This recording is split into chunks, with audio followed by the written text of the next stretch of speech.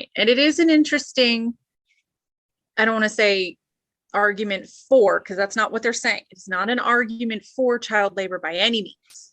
This is an argument against poverty and how we need to make stronger regulations and inroads and things of that such to reduce the amount of just abject poverty that most of these children are living in. Okay.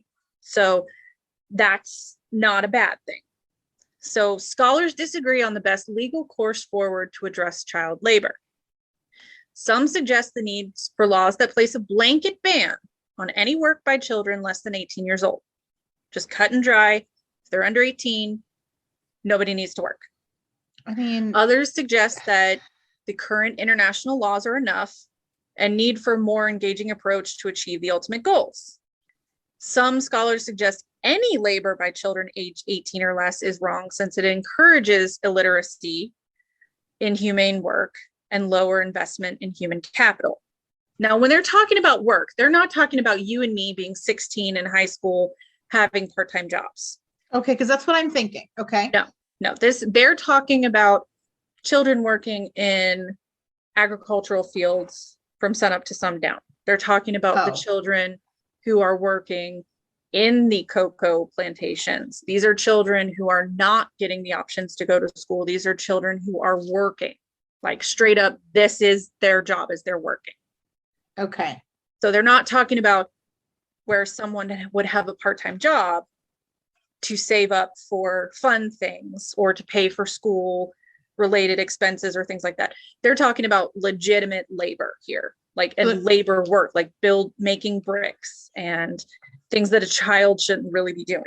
So yeah, so the take home there, they're talking about working in the sense that it replaces education. Replaces education. And they're also talking about manual labor in the sense of these are not appropriate jobs for small children under the age of 18, like certain construction jobs, certain building jobs, brick making, certain agricultural jobs.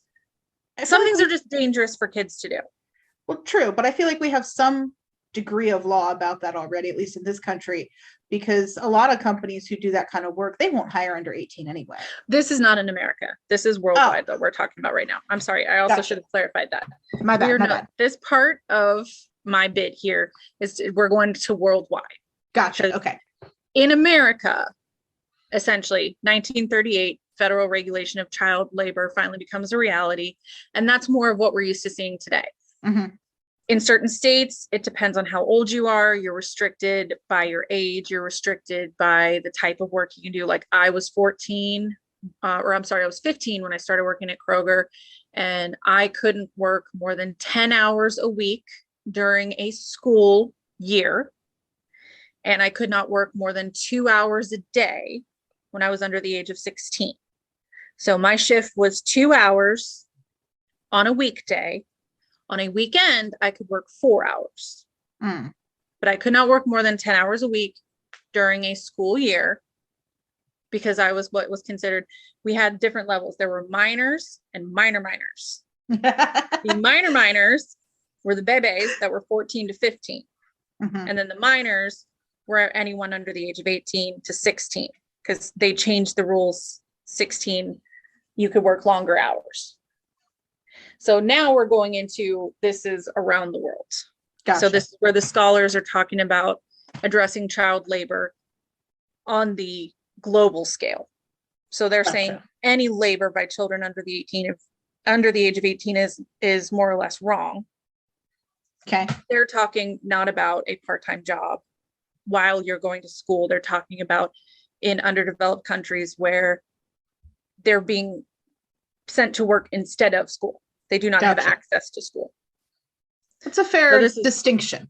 Yes, distinction.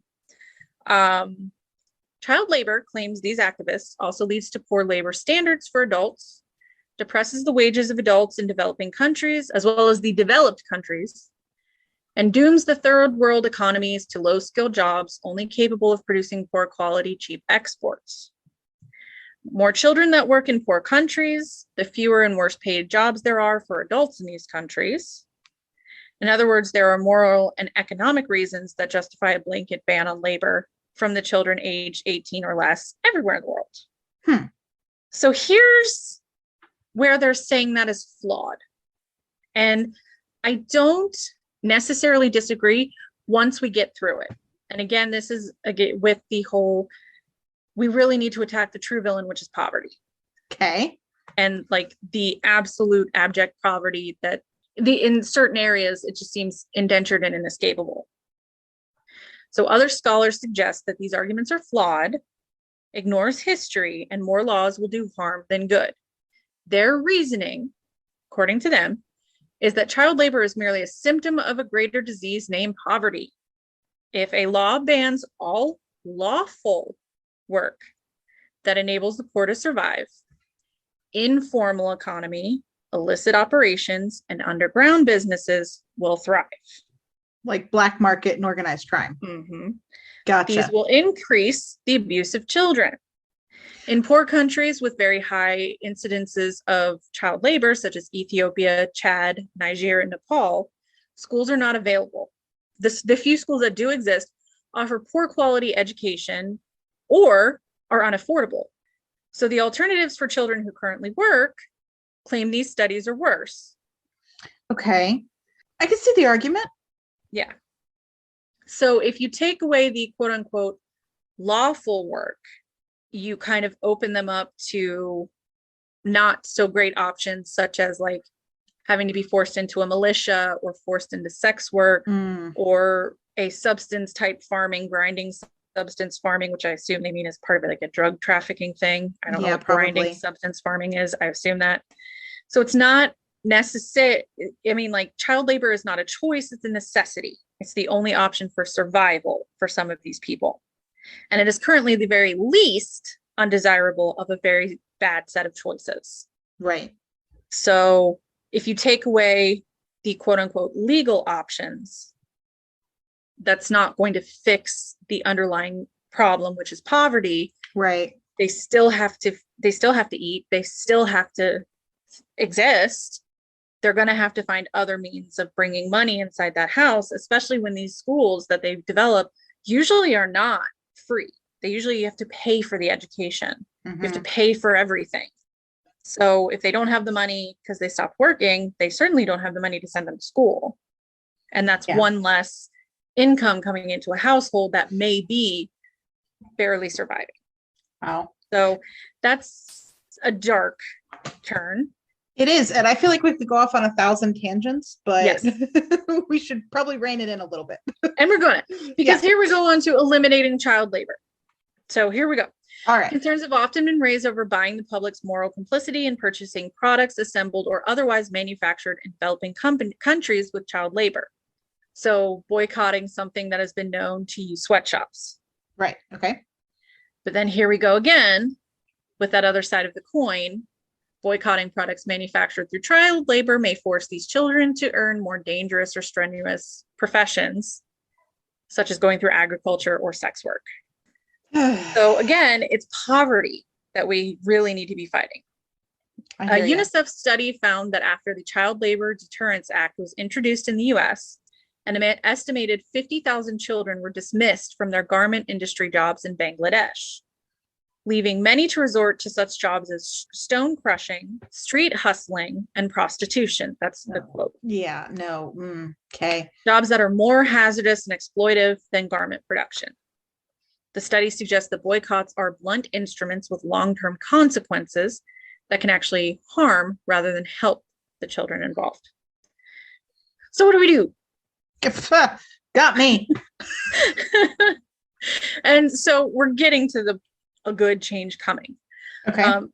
According to Thomas DeGregory, who is an economics professor at the University of Houston, in an article published in the Cato Institute, a libertarian think tank operating in Washington, D.C., it is clear that technological and economic change are vital ingredients in getting children out of the workplace and into schools. They can grow to become productive adults and live longer, healthier lives. However, in poor countries like Bangladesh, working children are essential for survival in many families, as they were in our own heritage into the late 19th century. So while the struggle to end child labor is necessary, Getting there often requires taking different routes, and sadly, there are many political obstacles. Yeah. So there is a international program on the elimination of child labor, and this was founded in 1992. Okay. This aims to eliminate child labor. It operates in 88 countries and is the largest program of its kind in the world. IPEC works with international and governmental agencies, NGOs, the media, and children and their families to end labor and provide children with education and assistance. Mm-hmm. There's that second piece. Yeah. Yeah. From 2008 to 2013, the ILO operated a program through IPEC entitled Combating Abusive Child Labor. The project was funded by European Union and contributed to the government of Pakistan by providing alternative opportunities for vocational training and education to children withdrawn from the worst forms of child labor. So got them out of terrible situations and had some opportunities to change. Periodically, governments, employers, and workers organizations have met in global conferences to assess progress and remaining obstacles, and they agreed to eliminate the worst forms of child labor by 2016. Between 2000 and 2012, progress was made against child labor, but elimination of the worst forms was not accomplished. Under the sustainable goals of the 2030 agenda, UN member states, employers and workers organizations, and civil society organizations are required to work together to eliminate child labor by 2025, forced labor, modern slavery, and human trafficking by 2030. Thus, the ILO established Alliance 8.7 as a global partnership.